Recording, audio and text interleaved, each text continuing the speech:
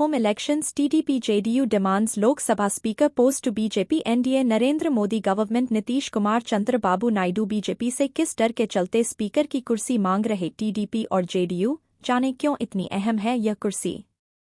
लोकसभा चुनाव रिजल्ट्स 2024। लोकसभा चुनाव 2024 के चुनाव नतीजे घोषित होने के बाद एनडीए सरकार के गठन की प्रक्रिया शुरू हो गई है।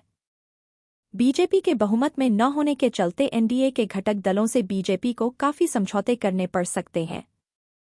इसमें सबसे अहम भूमिका टीडीपी और जेडीयू की होगी। ऐसे में दोनों ही दलों के नेता यानी बिहार सीएम नीतीश कुमार और चंद्रबाबू नायडू एनडीए की बैठक होने के लिए दिल्ली पहुंच गए हैं। एनडीए की बैठक के दौरान सरकार बनाने में सबसे अहम यानी टीडीपी और जेडीयू जैसे दोनों ही दल कई मंत्री पद मांग और सरकार में भागीदारी मांग सकते हैं। इन सभी में सबसे दिलचस्प पद स्पीकर का है और सूत्रों का कहना है कि दोनों ही दल स्पीकर का पद अपने अपने कोटे में रखने की मांग उठा सकते हैं और एनडीए की आज की बैठक में यह मुद्दा उठ सकता है। इसकी वजह भी बीजेपी से इन दोनों ही दलों को सताने वाला बड़ा डर है। सूत्रों से मिली जानकारी के मुताबिक जेडीयू और टीडीपी दोनों ही दलों ने यह मांग इसलिए उठाई है क्योंकि उन्हें भविष्य में अपनी ही पार्टी को विभाजन से बचाना चाहते हैं। स्पीकर की भूमिका दलबदल वाले कानून के चलते सबसे अहम होती है।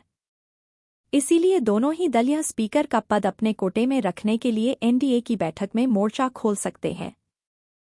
बता दें कि दलबदल कानून को लेकर सुप्रीम कोर्ट के पास बेहद ही सीमित अधिकार है।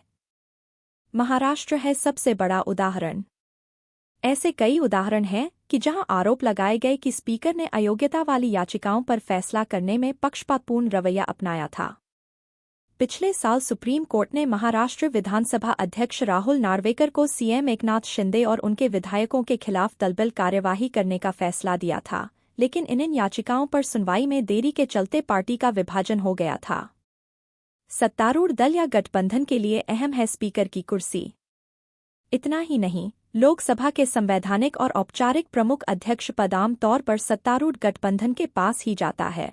उपाध्यक्ष का पद पारंपरिक रूप से विपक्षी दलों के सदस्य के पास जाता है। हालांकि अहम बात यह भी है कि लोकसभा के इतिहास में पहली बार 17वीं लोकसभा उपाध्यक्ष के चुनाव के बिना ही संपन्न हो गई थी।